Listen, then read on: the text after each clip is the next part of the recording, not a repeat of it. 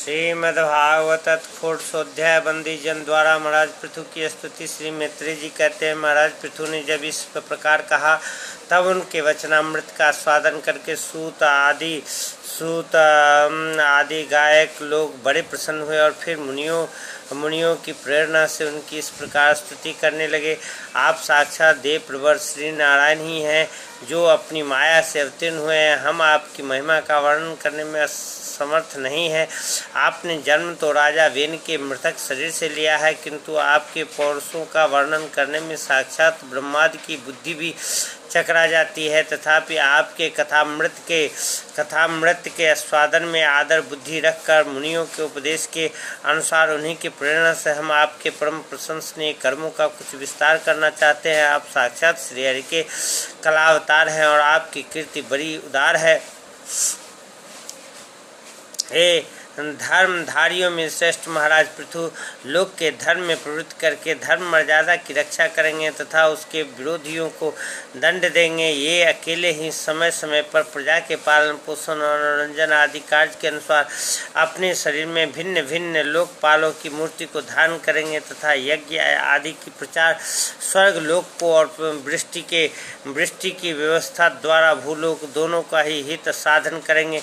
ये सूर्य के समान अलौकिक महिमान्वित प्रतापवान और समदर्शी होंगे। जिस प्रकार सूर्य देवता 8 महीने तपते रहकर जल खींचते हैं और वर्षा ऋतु में से उड़ेल देते हैं, उसी प्रकार ये कर आदि के द्वारा कभी धन संचय करेंगे और कभी उसका प्रजा के हित के लिए व्यय कर डालेंगे। ये बड़े दयालु होंगे। यदि कभी कोई दीन पुरुष इनके मस्तक पर पैर भी रख देगा तो भी ये पृथ्वी के समान उसके उस अनुचित व्यवहार को सदा सहन करेंगे।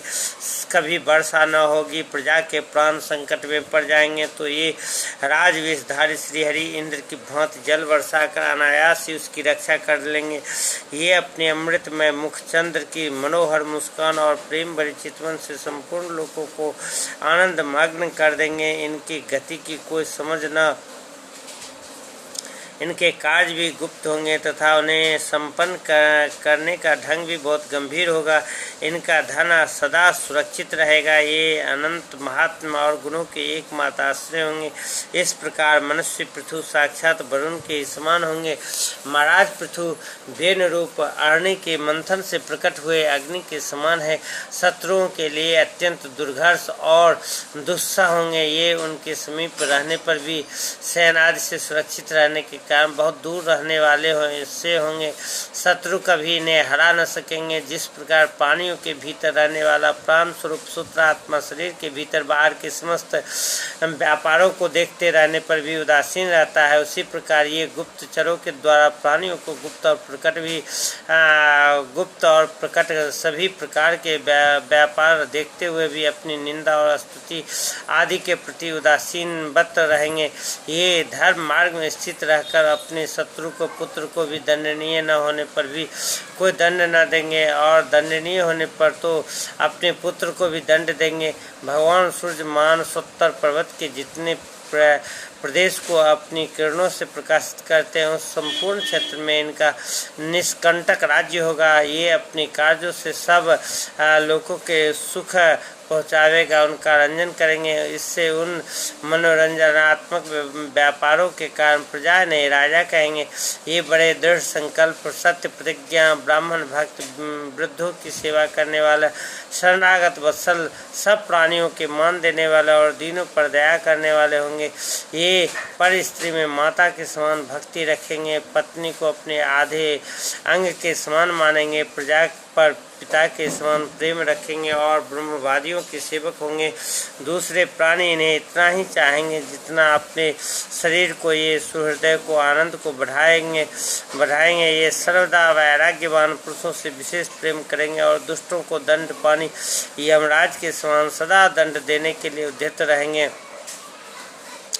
तीनों गुणों के अधिष्ठाता और निर्विकार साक्षात श्री नारायण ही इनके रूप में अपने अंश से अवतार लिया है। जिनमें पंडित लोग अविद्यावश प्रतीत होने वाले इन नानात्मक को मिथ्या ही समझते हैं। ये अद्वितीय वीर और एक छत्र सम्राट होकर अकेले ही उद्याचल पर्यंत समस्त भूमंडल की रक्षा करेंगे तथा अपने जयशील रथ पर चढ़कर धनुष हाथ में लिए सूर्य के समान सर्वत्र प्रदक्षिणा करेंगे। उस समय जहाँ तहाँ सभी लोकपाल और पृथ्वीपाल इन्हें भेंटे समर्पण करेंगे। उनकी स्त्रियां इनका गुणगान करेगी और इन आदिराज को साक्षात श्री हरि समझेंगे। ये प्रजापालक राजाधिराज होकर प्रजा के जीवन निर्वाह के लिए गौरूप धारणी पृथ्वी का दोहन करेंगे और इंद्र के समान अपने धनुष के कोनों से बातों की बात में पर्वतों को तोड़ फोड़ कर पृथ्वी को समतल कर देंगे। रणभूमि में कोई भी इनका वेग नहीं सह सकेगा। जिस समय ये जंगल में पूंछ उठाकर विचरते हुए सिंह के समान अपने अजगव धनुष का टंकार करते हुए भूमंडल में विचरेंगे, उस समय सभी दुष्ट जन इधर उधर छिप जाएंगे। ये सरस्वती के उद्गम स्थान पर 100 अश्वमेध यज्ञ करेंगे। तब अंतिम यज्ञ अनुष्ठान के समय इंद्र इनके घोड़े को हर कर ले जाएंगे। अपने महल के बगीचे में इनकी एक बार भगवान सनत कुमार से भेंट होगी। अकेले उनकी भक्तिपूर्वक सेवा करके ये उस निर्मल ज्ञान को प्राप्त करेंगे जिससे पर ब्रह्म की प्राप्ति होती है। इस प्रकार जब इनके पराक्रम जनता के सामने आ जाएगी तब ये परम पराक्रमी महाराज जहाँ तहाँ अपने चरित्र की चर्चा सुनेंगे। उनकी आज्ञा का विरोध कोई भी नहीं कर सकेगा तथा ये सारी दिशाओं को जीत कर और अपने तेज से प्रजा के क्लेश रूप कांटे को निकालकर संपूर्ण भूमंडल के शासक होंगे। उस समय देवता और असुर भी इनके विपुल प्रभाव का वर्णन करेंगे। इति श्रीमद्भागवते महापुराणे ब्रह्मसंहितायां चतुर्थ स्कंधे 400 अध्यायः।